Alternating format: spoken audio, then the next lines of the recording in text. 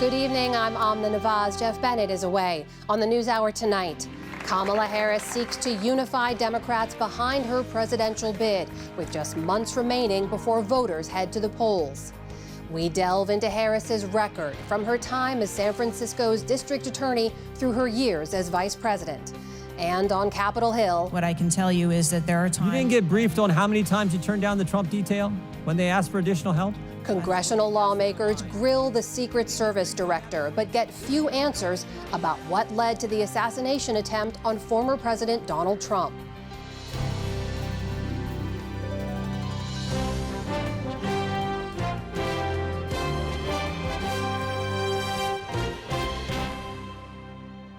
Major funding for the PBS NewsHour has been provided by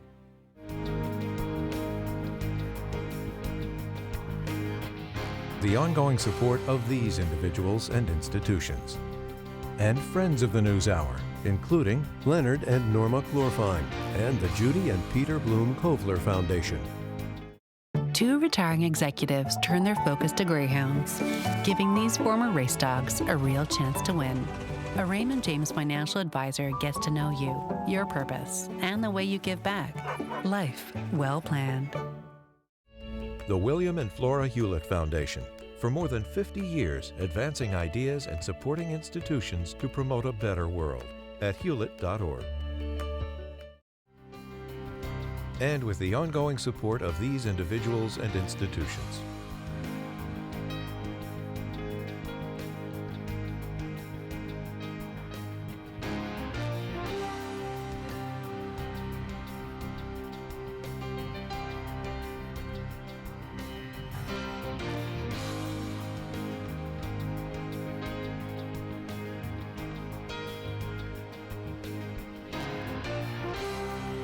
This program was made possible by the Corporation for Public Broadcasting and by contributions to your PBS station from viewers like you.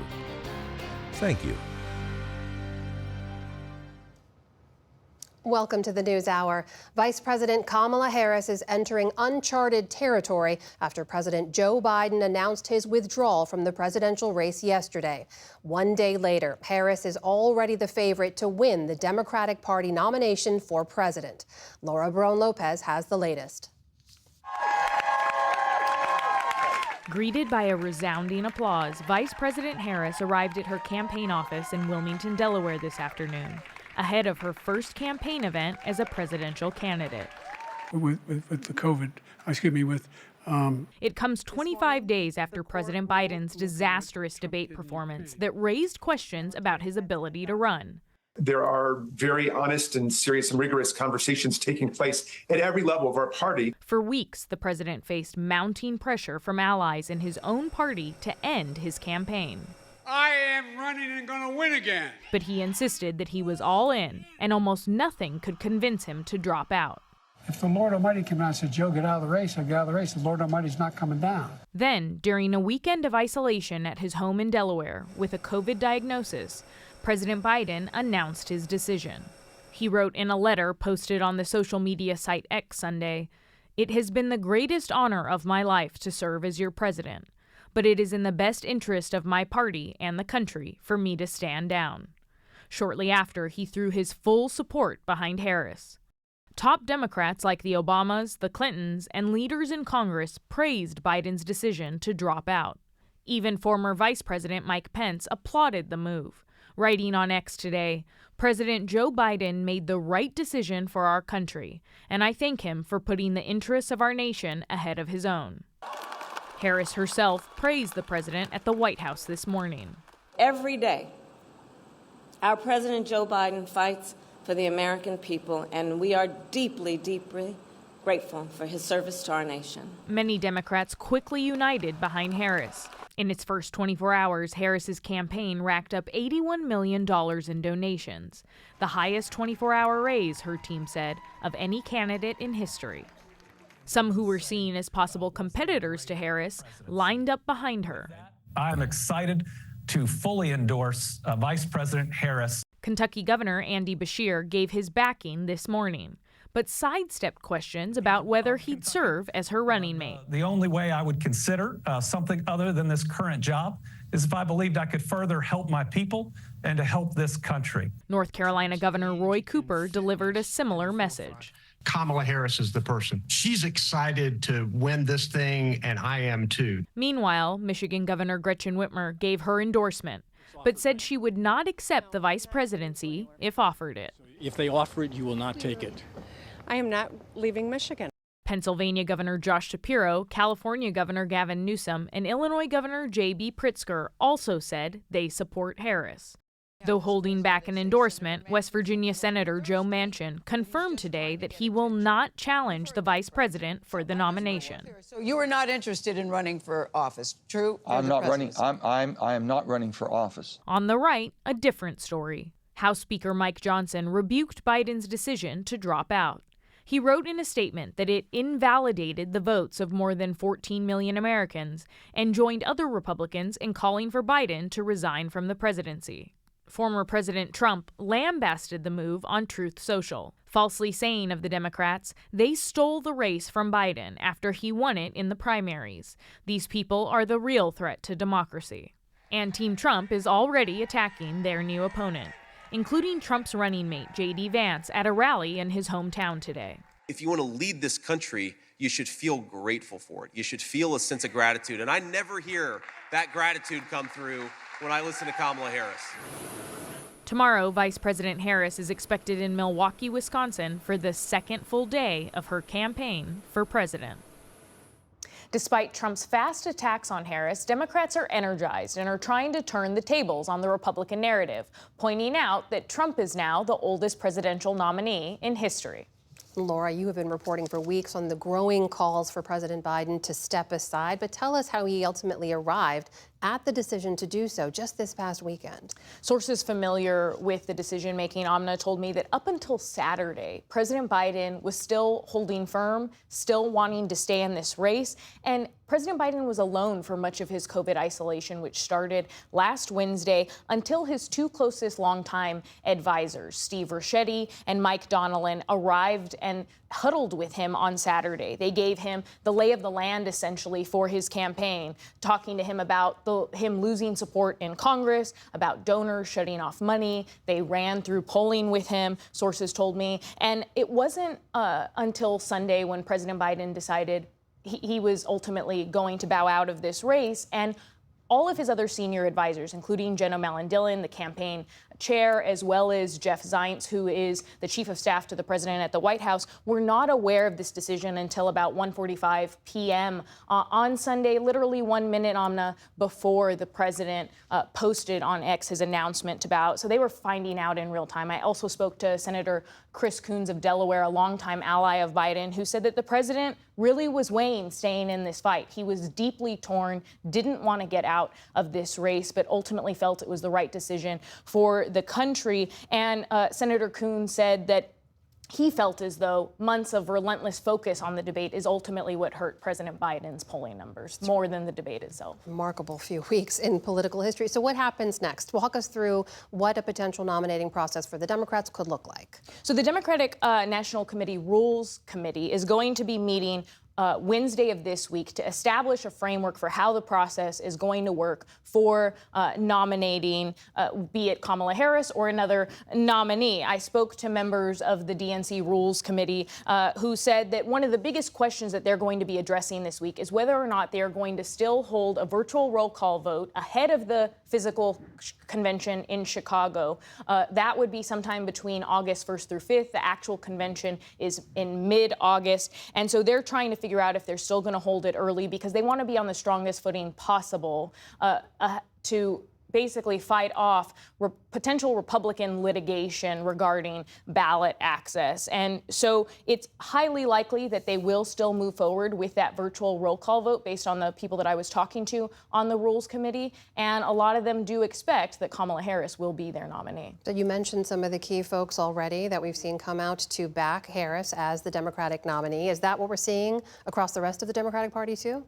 We are. She is shoring up support very quickly within this first 24 hours. And just today, Vice President Harris went to to Wilmington, Delaware, to what was Biden HQ, which is now Harris HQ. And President Biden phoned in while she was there, saying that he hoped that his staff would give as much of their heart and soul to Vice President Harris as they did to him. But notably, one of the big endorsers for Vice President Harris is Nancy Pelosi, the former speaker, who had expressed to some members that she wanted a more competitive process. But Harris has secured endorsements from not just Nancy Pelosi, but all of her would-be challengers, including Governors Whitmer, Shapiro, Newsom, and Pritzker. All 50 state Democratic Party chairs endorsed Harris. Notably, though, House Minority Leader Hakeem Jeffries and Senate Majority Leader Chuck Schumer have not endorsed her yet. They're expected to meet with her soon, sometime this week. Hakeem Jeffries said that he thinks she's off to a great start, but when asked by reporters today, did not endorse her. So if she were to secure the nomination, what are you hearing about who she might pick as a potential running mate? So those considered to be on her short list include Governor Roy Cooper of North Carolina, Governor Andy Beshear of Kentucky, and then also Senator Mark Kelly of Arizona, a notable swing state there, as well as Governor Josh Shapiro of Pennsylvania, another big battleground state there. And then finally, Governor Jared Polis of Colorado. All of those men, I'm told, are being considered potentially for her to be her vice president. And multiple sources have also told me that they expect Vice President Harris to pick her own vice presidential candidate as early as this week, Amna. So Democrats are moving on a really fast timeline here because of the fact that they may very well hold that roll call vote for their nominee ahead of their convention in mid-August. Laura Barone Lopez with a whirlwind 24 hours in politics and reporting. Laura, thank you. Thank you. Well, although Democratic support for Harris as the nominee seems to be solidifying, some in the party still want to see an open convention. We'll get two views on this. First up is Representative Lloyd Doggett of Texas. He was the first Democratic lawmaker to call on President Biden to abandon his re-election bid and has recently called for an open convention. Congressman Doggett, welcome back to the NewsHour. Thanks for joining us. So good to join you, Amna. So you've now seen what's happened in the last 24 hours. Donors have come back into the fold. The party seems to be lining up behind Harris. You'd previously said that a mini primary of some kind would be good for the next nominee, actually help to strengthen that person. Do you still want to see that happen? Well, I think that was the preferable approach. When I called on President Biden to step aside 3 weeks ago, it was in favor of a fair, open, and democratic process. But I must say that the 24 hours we've just gone through have been pretty amazing. And there's a question, if we had such a primary, who else would be in it besides the vice president? She has, in less than 24 hours, raised over $100 million. She has secured, as you were just noting in the broadcast, the endorsement of every person that I've heard of who was a possible candidate. And so while I think that process would have been better, and it would have been better if we hadn't waited 3 weeks to get this to happen, but under these circumstances, I think it's improbable that we do anything other than address this at the convention.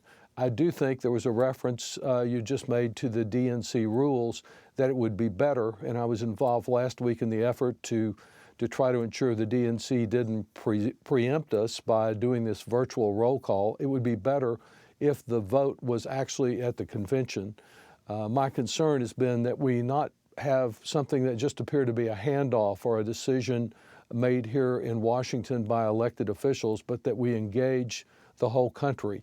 And I think the way that is happening is one delegation by state after another is beginning to endorse her. I expect that to happen tonight in my home state of Texas when I participate in the delegation meeting. But Congressman, if there doesn't seem to be anyone who's going to step in to challenge her, and it looks like all the delegates are lining up behind her, she's not at that number yet at 1976, but she could be, in at least in Associated Press's unofficial survey so far. Why wait until the convention to get this sorted? Does it make sense for her as a potential nominee to have more time as the presumptive nominee? Well, I think if she's out as the only person seeking the nomination, it will be pretty clear to everyone she is our nominee.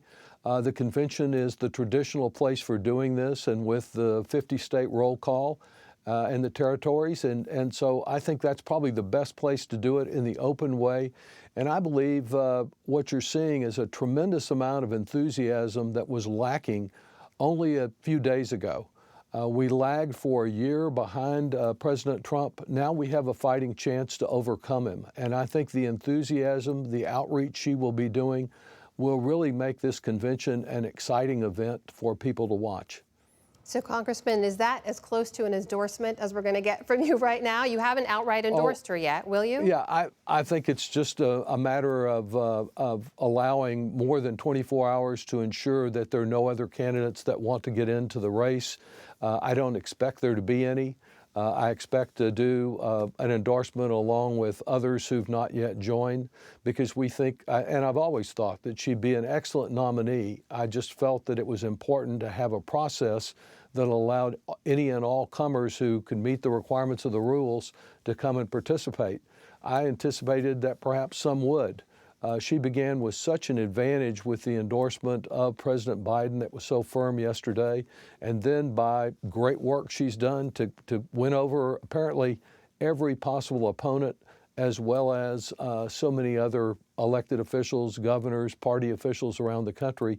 It speaks very well of her and suggests the kind of effective campaign that she will be running. So tell me more about that potential campaign here now, knowing the Republican ticket that she would be running against with a potential running mate. How do you think she can best run that campaign? What's the message she needs to go out with if she's confirmed as the nominee? And who do you think would be a good running mate for her to help shore up that message? First, she can point to the accomplishments of the last 3.5 years, significant accomplishments that both she and President Biden had a big hand in. Second, I think she'll point to the issues that really are touching families these days, the economic issues and how she will respond to those, as well as the very important issue of our freedoms, particularly the freedom of health care for women, but the freedom of all of us that could be suppressed if Donald Trump and his gang take over our government, having admired foreign dictators of the type of Viktor Orban, and seeming to have some affinity for Hitler and Hitler's generals. That kind of authoritarian approach is quite a turn from the democracy we've enjoyed, and that's very much what's at stake. It'll also be interesting that we have the youthful candidate now in this race. I believe President Trump will be the oldest nominee of any political party in American history. And our candidate is more of a new generation, and I expect that her vice presidential candidate will be a part of that, nominee will be part of that. As far as vice presidential selection, she has so many to choose from. You listed several of them, the most prominent. I think the overriding consideration will be who can help us in those battleground states, because this is still a very close race. And frankly, I think it's an uphill race where Donald Trump has the advantage right now. But we have new tactics that are obviously creating great challenges for the Republicans as they desperately talk of lawsuits and other claims. It's really just an indication that they don't know how to handle a candidate with the talent and ability to excite voters that Vice President Harris represents. That is Congressman Lloyd Doggett of Texas joining us tonight. Congressman, thank you for your time. Always good to speak with you, sir. Thank you so much. And now for another take on the convention process, I'm joined by California Senator Alex Padilla. He assumed Vice President Harris's seat in the Senate when she joined the White House, and he has endorsed her for president. Senator, welcome. Thanks for joining us. Thanks for having me. Good evening. So it seems as if the party has now essentially lined up behind Vice President Harris. There's some folks we've heard who are still sort of talking about a mini primary or open convention of some kind, but are there any murmurs you're hearing about anyone who might step in to challenge her at this point? No, not at this point. And even though there was some chatter about the possibility, yesterday in the wake of President Biden's announcement, I didn't really see that happening. You've seen the outpouring of endorsers and supporters from coast to coast and everywhere in between. I think it's both a reflection of the strength of Kamala Harris, now our soon-to-be official Democratic nominee for President of the United States. But as a Californian, it doesn't come by any surprise. I've known her, I've worked with her for a couple of decades now. If there's one thing about Kamala Harris, is that she is truly a coalition builder. It's what you need to be successful in California. It's what the party and the country needs at this moment. So I'm thrilled to be on board and happy to do whatever I can for the next 106 days to make sure that we win in November. Well, as President Biden endorsed her to take his place at the top of the ticket, she issued a statement and she said something that stuck out. She said she intends to earn and win the nomination. What does that earn mean to you? What does she need to do? Yeah, well, I think there's two parts. First, to earn this opportunity because of her decades of public service, her tremendous track record, the values that she brings to the table. In the near term, yes, this is nothing to be taken for granted. There is respect for delegates and Democrats beyond that. So, we're not talking about this being January before the primary season. We've gone through the primary season. More than 14 million voters voting for the Biden-Harris ticket. And so while, appreciative of President Biden's service, not just the last 3.5 years, but throughout his career, he has chosen to step aside and he has thrown his weight behind Vice President Harris. The rules of the party are such that it will be formalized at the convention. And so Vice President Harris, I think, is being respectful in that, as the reporting has covered. She's working the phones. She's reaching out not just to members of Congress on the Hill, but elected leaders, community leaders throughout the country, asking for people's support. People are enthusiastically offering their support. It'll be formalized at the convention, and we have a lot of work to do to reach out to voters, make sure we organize, mobilize, and get out the vote, because the stakes of this November's election remains perilously high. The threat of Donald Trump and MAGA Republicans is worse by the day. Senator, we've already seen the Trump-Vance campaign targeting her in some political ads, going out with the messaging to further tie her to the Biden campaign, and seeing that, policies that they see of his as a failure, she was also tied to. Could a challenger at some point right now actually inoculate her from those kinds of attacks, to say that she did go through a process? There wasn't an anointing of any kind here. Yeah, no, look, what I would say is, again, she's being respectful to the process outlined by the Democratic National Committee, being respectful of delegates and other important voices within the Democratic Party infrastructure. But let's also be real. Let's not let Donald Trump and MAGA Republicans try to change the focus here. They're going to try to attack her because they're misogynistic, they are racist, and worse. They're trying to attack her because they want to pivot away from their agenda. We just came off of the Republican National Convention, a week long of Project 2025 talking points with speaker after extremist speaker spewing lies, spewing falsehoods, spewing a radical agenda. When I talk about the stakes being huge this November, that's what's at stake. We know what we'll get with the Republicans and Donald Trump, and nobody wants to go back to the disaster of his administration. Let's continue the progress and the leadership of the last 3.5 years under the Biden-Harris administration. But for the next 4 years, it'll be a President Harris and a Vice President to be determined administration. So tell me more about that to be determined. I mean, if beating Donald Trump is the #1 goal for Democrats right now, which potential running mate gives a potential President Harris the best chance to beat that ticket? Who should it be?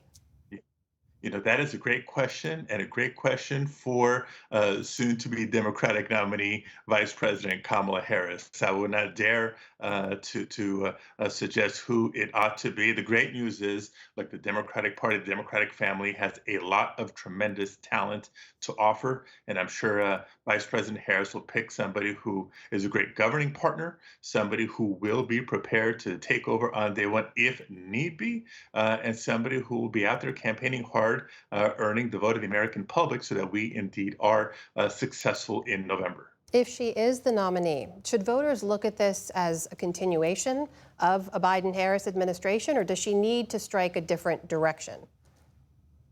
I think it'll be building on the success of the Biden-Harris administration. I mean, my God, we have seen a successful president. Biden's 3.5 years, better than any president in recent history, from the Inflation Reduction Act, reducing costs for working families, a bipartisan infrastructure package that is not only modernizing infrastructure across the country, but creating thousands, millions of good paying jobs. We have seen, we came out of a pandemic. We're tackling climate change. The CHIPS and Science Act really putting the United States back in a leadership position globally when it comes to chips and semiconductors, and there's more to build on. What I'm eager to hear is the voice of Vice President Harris, a prosecutor, let's not forget, up against the voice of Donald Trump, a convicted felon.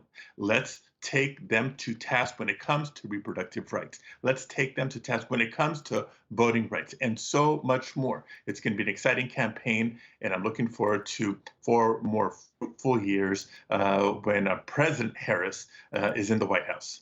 That is California Senator Alex Padilla joining us tonight. Senator, thank you for your time. Good to speak with you. Thank you. And let's take a step back now to delve into Vice President Harris's record and how she arrived at this pivotal moment.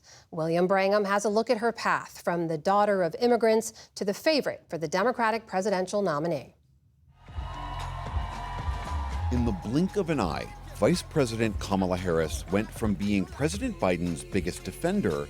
One thing we know about our president, Joe Biden, he is a fighter. To the person most likely to replace him on the presidential ballot 4 months from now. Harris securing the nomination would be historic, the first time a black woman leads a major party ticket. But it would be just the latest in a career of firsts for Harris, a politician who rose from district attorney to state attorney general to U.S. senator. In 2021, she became the first woman and first Black American and South Asian American vice president. While I may be the first woman in this office, I will not be the last. Because every little girl watching tonight sees that this is a country of possibilities. Harris is the daughter of immigrants from Oakland, California. Her mother was a scientist who immigrated from India to study at UC Berkeley. Her father was from Jamaica and became a prominent economist at Stanford. In elementary school, Harris was bused from her predominantly black neighborhood to a white one, part of an effort to desegregate local public schools.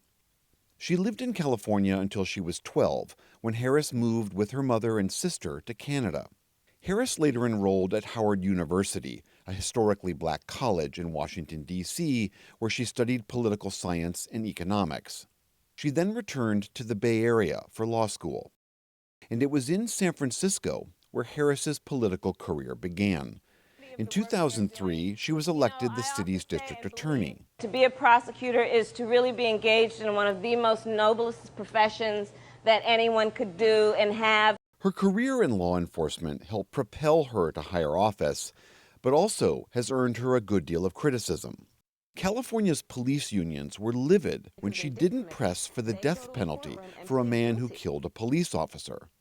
She also championed providing a path for some nonviolent, first-time drug offenders to get education and job training to prevent them from reoffending. When we're talking about serious and violent crime, lock them up. But when we're talking about nonviolent crime, that is actually the crime that is occupying the bulk of our public resources and beds in our state prison system. And we need to have a meaningful system to reduce the likelihood that that revolving door will continue. She's California's In 2010, Harris was elected Attorney General of California, overseeing the largest state justice department in the U.S. Harris's office took on predatory for-profit colleges and also secured a nearly $20 billion settlement with banks following the 2008 foreclosure crisis. It was imperative that we not give a blank check of immunity to the banks for their wrongdoing. Harris's tenure as Attorney General also coincided with the rise of the Black Lives Matter movement and the emergence of criminal justice reform as a major issue. In 2015, Harris didn't take a position on a state law that would have required independent investigations when police killed civilians. Harris's office also tried to prevent nonviolent prisoners from being released after the U.S. Supreme Court ruled that California's overcrowded prisons violated inmates' constitutional rights. At the same time, her office launched implicit bias training for law enforcement officers in 2015.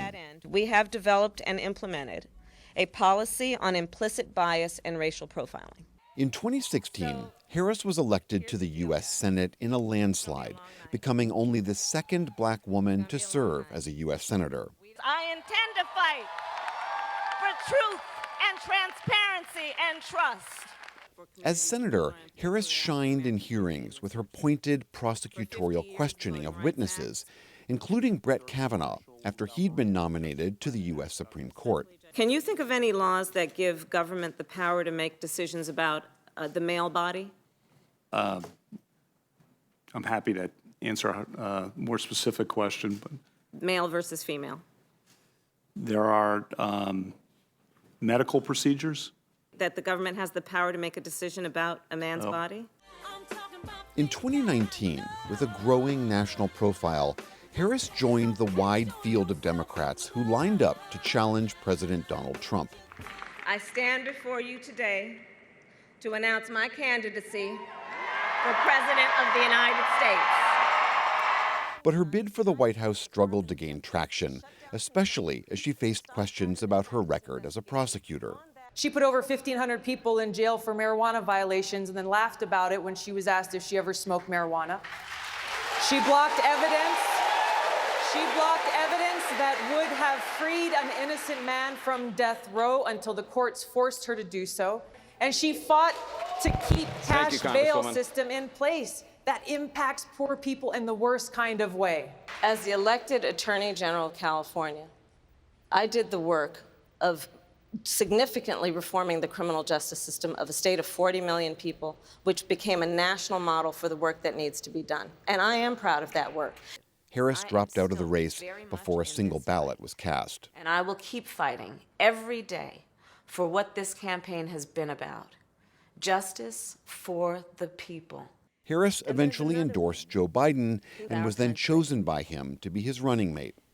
In this election, we have a chance to change the course of history. We're all in this fight. You, me, and Joe, together. In 2020, Biden and Harris won a contentious election. We did it. We did it, Joe. You're going to be the next president of the United States. And as vice president, Harris's tenure got off to a rocky start. After being tasked with stemming the root causes of migration to the U.S., Harris's first trip abroad as VP was to Mexico and Guatemala. I want to be clear to folks in this region who are thinking about making that dangerous trek to the United States-Mexico border. Do not come. Do not come. With increasing numbers of migrants coming to the U.S.-Mexico border, Harris was criticized for not visiting the region. You haven't been to the border. And I haven't been to Europe. And I don't understand the point that you're making. Although Harris later visited the border, it fed into the perception that the Biden administration was not doing enough to curb illegal border crossings. In 2022, Texas's governor, Republican Greg Abbott, bussed migrants literally to her front door in Washington, D.C. Kamala Harris was saying there's no problem on the border. She said the border was secure. And so I felt the need to be involved in the education process. In the summer of 2022, the Supreme Court's Dobbs decision overturning the right to abortion marked a turning point for Harris. She emerged as a fierce advocate for the administration on abortion rights and women's rights more broadly. Do you not trust women to know what is in their own best interest? You, some legislator in some state capital, the majority of whom are not women, are in a better position to tell her what she should do? And with the Senate evenly split between Democrats and Republicans, The Senate being equally divided, the Vice President votes in the affirmative, and the bill, as amended, is passed. Harris's tie-breaking vote was key in many of the Biden administration's legislative victories, including the sweeping Inflation Reduction Act, which was America's most ambitious effort yet to tackle climate change. Harris also took a leading role in efforts to reduce gun violence, overseeing the first ever Office of Gun Violence Prevention. She spoke with Jeff Bennett last September. Absent congressional action, how will that effort make a significant change? Well, congressional action is very important. There's no question about that. But sadly, a lot of folks there just don't have the courage to do it. The work that we are doing is to make sure that we are implementing all of the executive orders that have already been implemented and passed. With President Biden now out of the race, the 59-year-old Kamala Harris will again see her career and record closely examined as she tries to both unify the Democratic Party behind her bid and then turn her sights on defeating the former president. For the PBS NewsHour, I'm William Brangham. To discuss the future of the presidential race now, I'm joined by our Politics Monday team. That is Amy Walter of the Cook Political Report with Amy Walter and Tamara Keith of NPR, who joins us from Rehoboth Beach with the pool of reporters covering President Biden. Great to see you both. So Amy, you saw there, Laura reported earlier on just the deluge of support from Democratic lawmakers lining up behind Vice President Harris, and a lot of the names who'd been previously floated as potential challengers, Governor Gavin Newsom of California, Governor Gretchen Whitmer of Michigan, Transportation Secretary Pete Buttigieg, have all endorsed her now. Yes. Why do you think the party coalesced around her so quickly? I think they realized that it was getting late very quickly. Isn't that Yogi Berra? It's getting late early. And that there's only 3 weeks until the convention. We only have 4 months until Election Day. And that they had spent 3 weeks basically wringing their hands after the June 27th debate about what to do about Joe Biden, watching their poll numbers really sink very deeply and down ballot candidates really starting to get incredibly nervous about the impact of the top of the ticket on their own races. So I think what they saw was that they needed to line up immediately behind a different candidate and put all their effort into making that work. And Tam, as we've seen, she's hit the ground running. Vice President Harris visited the campaign headquarters earlier today, addressed the staff that is now her team, and she delivered this message about how she plans to take a powerful message directly to former President Trump. Take a listen. Predators who abused women, fraudsters who ripped off consumers, cheaters who broke the rules for their own gain. So hear me when I say, I know Donald Trump's type. Tam, there is the taking on Donald Trump part of this, and there's also the potentially shoring up parts of the voting blocks where President Biden had been weak. What's the Harris strategy there? Can she do that?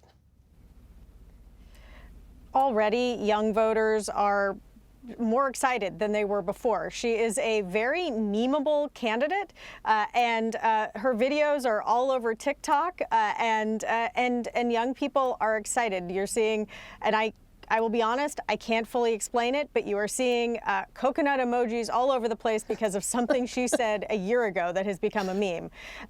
So she is bringing new life to this campaign for Democrats. As we have talked about many times before, and even before that very bad debate that President Biden had, Democrats had an unease with him. There were worries that he was too old. Democrats told pollsters, they said it in focus groups, they said that they hoped that the party would have another candidate. I don't think many people imagined that it would happen exactly this way, but this is what has happened. President Biden had said he is a big believer in fate. Fate intervened with that debate, and then the 3 weeks of just growing concern and anxiety among Democrats. And you saw it with the fundraising.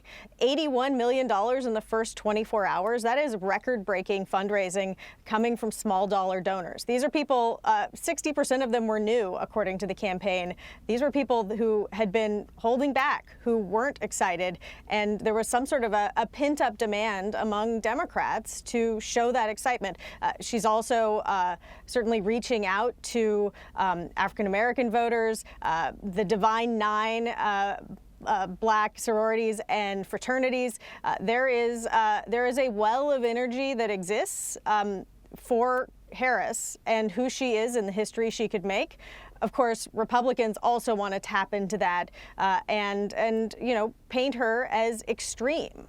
So, Amy, from what we know about why voters had been backing away from the Biden-Harris campaign in the last several months, the donor support is one thing, party officials and lawmakers lining up behind her is another. Does all of that translate to the polls? Do we know? Well, that is that is a question. And so just to get a little bit wonky for 1 second, but I think we have to be careful not to look at polls taken before Sunday as indicative of where Kamala Harris is in terms of her matchup with Donald Trump, or even how people feel about her. Now, they may have answered polls in which they said, when asked, what do you think about Kamala Harris being the president or running up against, but they're hypothetical in the same way that I could ask you about something theoretical about like a meal you're going to have, but until you actually have it, you can't really tell me what the experience was. So I think it's going to be an interesting few weeks as people start to digest this.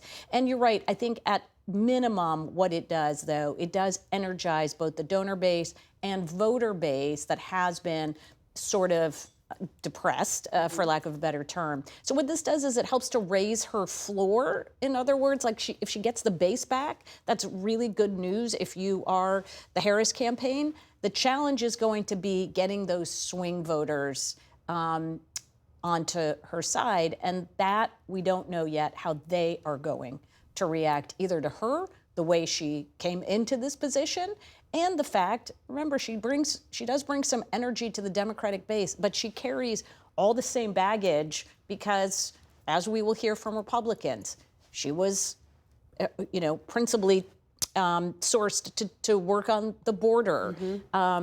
She is in the White House when a whole bunch of other stuff passed, including the Inflation Reduction Act and others that they're no doubt going to remind voters that she can't separate herself from the actions of the administration as a whole. Well, Tam, to that point, we've already seen Republicans working very hard to link her to President Biden, to what they call his failed policies. And if you look at the Republican play, naming J.D. Vance to the ticket was really a doubling down on the base, right? And it's a straight play for that blue wall, those 4 states he kept mentioning over and over again of Michigan, Wisconsin, Pennsylvania, and Ohio at the Republican National Convention.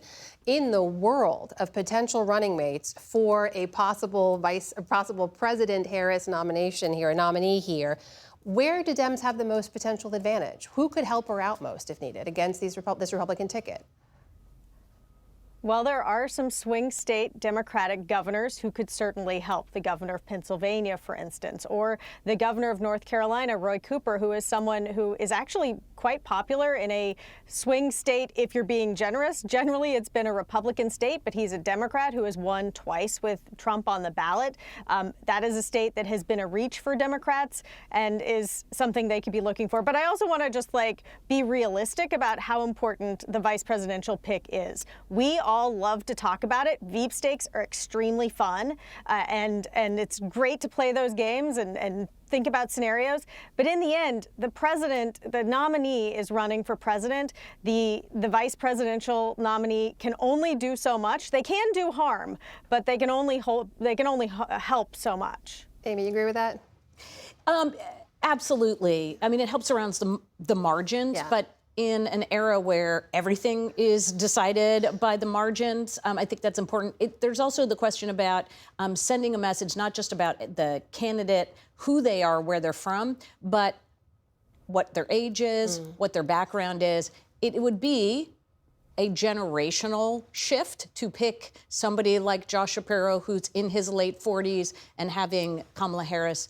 It would also sort of make a Gen X argument for the Democrats versus a baby boom presidential candidate on the Republican side. I realize there's still, Amy, some questions ahead. Obviously, Democrats have to work out the rules for the infrastructure moving forward with the nominating process. But you noted as we began this conversation, it was 3 weeks ago that debate unfolded that led to this whirlwind of activity we've seen in the last few weeks. And we have basically that exact same time to go before the Democratic convention begins. Is the chaos portion of this election cycle over, or is there greater uncertainty ahead? Yeah, I'm never going to say anything's over now. I think we should feel pretty good about that. But I do think we have to, as Tam pointed out, you know, and Laura, the campaign infrastructure itself seems to be settling into place. Basically, they're conveying the Biden campaign to the Harris campaign, but that's going to be an integration that's going to take a little bit of time. I'm sure there are going to be some bumps along the way there.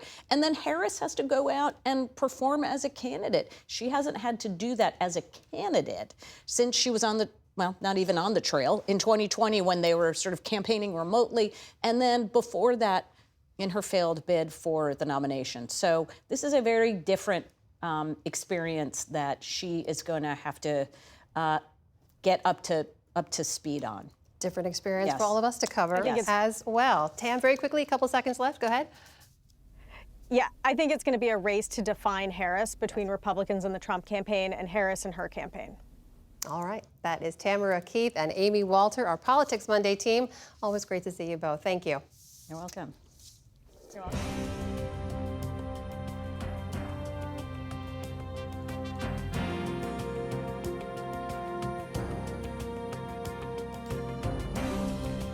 More than a week after the assassination attempt on former President Trump, Secret Service Director Kimberly Cheadle testified before the House Oversight Committee today.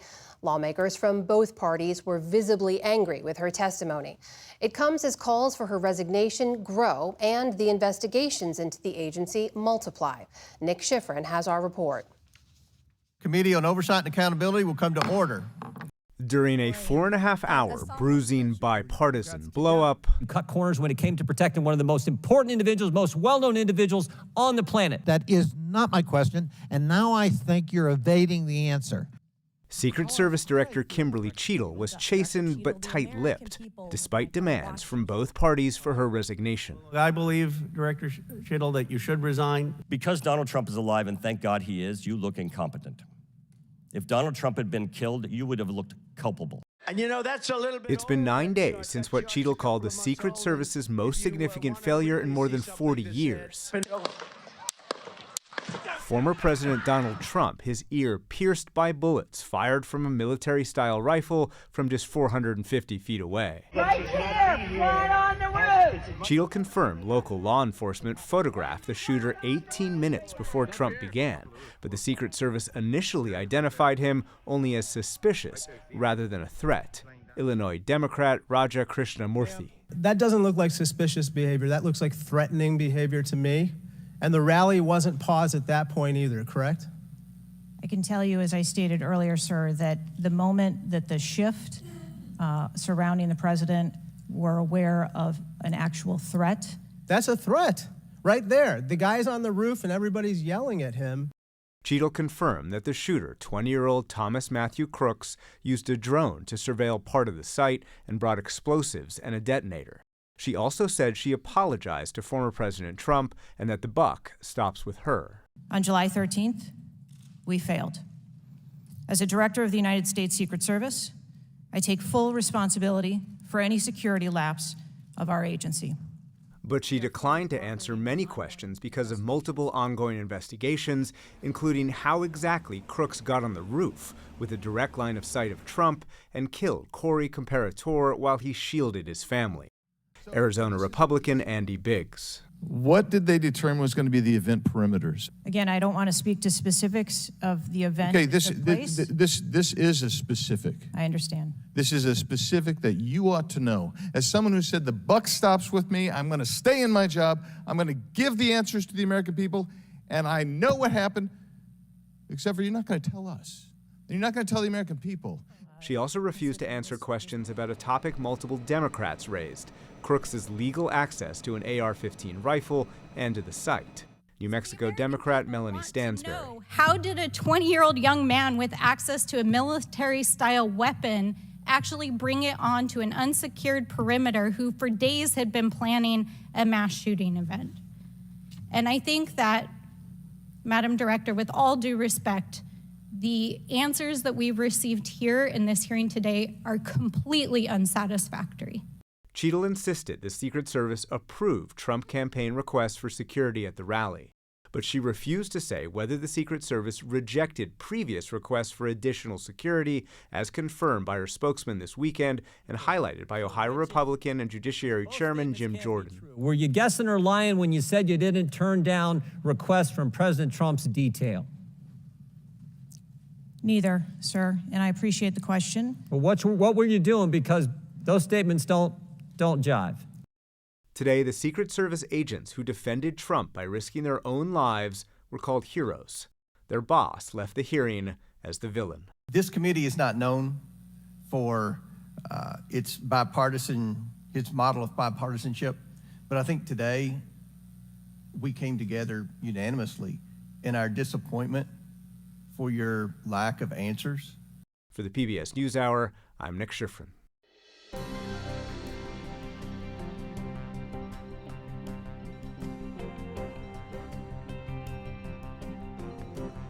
In the day's other headlines, Israeli airstrikes tore through buildings in and around the southern Gaza city of Khan Yunis, killing at least 70 people.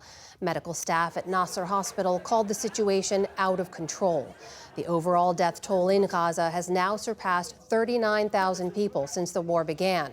That's according to the Hamas-run Gaza Health Ministry.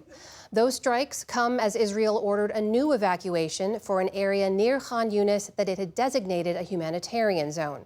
Israel now says that Hamas fighters have embedded there. Many Palestinians expressed anguish over being uprooted once again. We do not know where we are walking in God's vast land. Every day we are displaced. This is the 7th or 8th time we have been displaced. While we were sleeping in our homes, they started shooting at us, bombing from everywhere.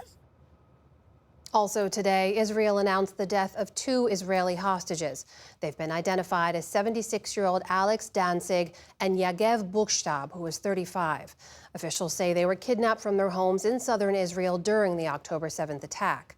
That comes as Prime Minister Benjamin Netanyahu met with several families of those held in Gaza before departing for Washington.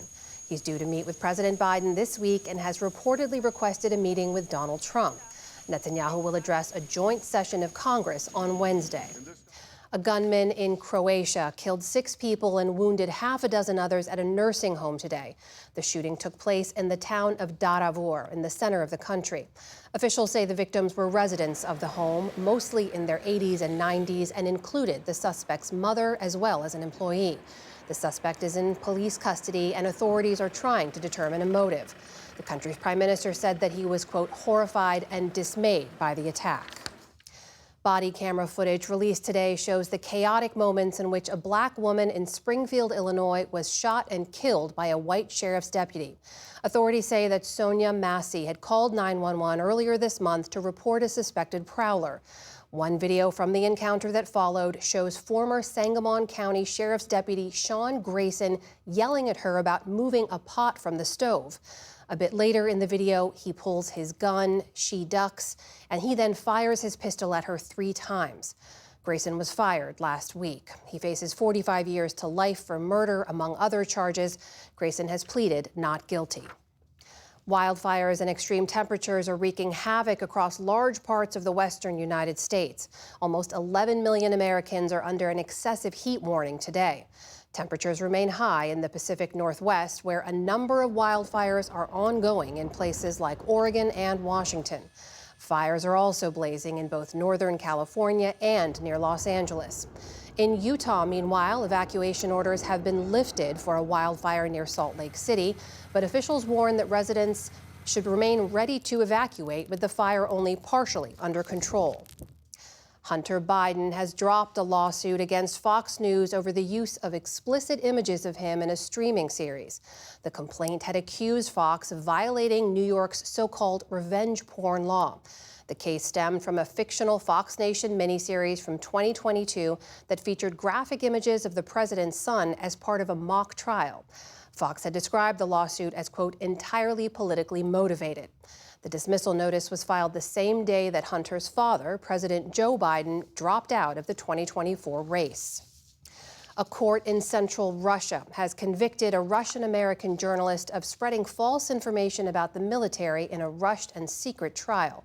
Alsu Kurmasheva is a journalist with the U.S.-funded Radio Free Europe Radio Liberty based in Prague. She was sentenced to 6.5 years in prison, which her employer called a mockery of justice. Today, a State Department spokesperson called for Kurmasheva's release. She's a dedicated journalist who is being targeted by Russian authorities for her uncompromising commitment to speaking the truth and her principled reporting. Journalism is not a crime. Kurmasheva is one of 9 U.S. citizens known to be detained in Russia. The arrest of Americans has become increasingly common as tensions between the two nations escalate over the war in Ukraine. On Wall Street today, stocks ended higher as tech shares rebounded from last week's losses. The Dow Jones Industrial Average gained more than 100 points to start the week. The Nasdaq jumped 280 points to close above 18,000. The S&P 500 also ended sharply higher. And LeBron James has been selected as the men's flag bearer at Friday night's opening ceremony at the Paris Olympics. The NBA's all-time leading scorer heard the news in London, surrounded by his teammates. Fellow superstar Steph Curry nominated him.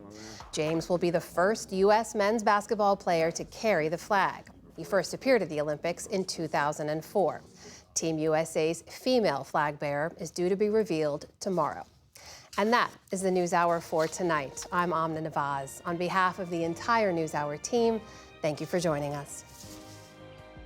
Major funding for the PBS NewsHour has been provided by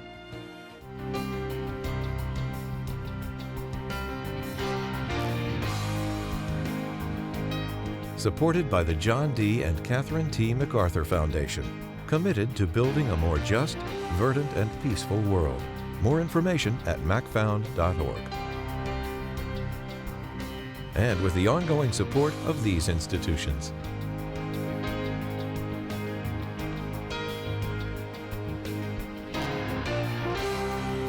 This program was made possible by the Corporation for Public Broadcasting and by contributions to your PBS station from viewers like you. Thank you.